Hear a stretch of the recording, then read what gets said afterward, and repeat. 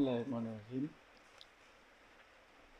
হযরত আবু হুরায়রা রাদিয়াল্লাহু তাআলা আনহু হতে বর্ণিত, তিনি বলেন, রাসূলুল্লাহ সাল্লাল্লাহু আলাইহি সাল্লাম বলেছেন, যখন তোমরা মোরগের ডাক শুনবে, তখন আল্লাহর নিকট তার অনুগ্রহ চাও, কেননা মোরগ ফেরেশতা দেখছে।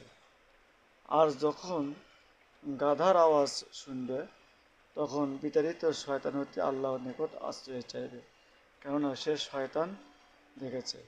বুখারী মুসলিম, মিশকাত 213 পৃষ্ঠা।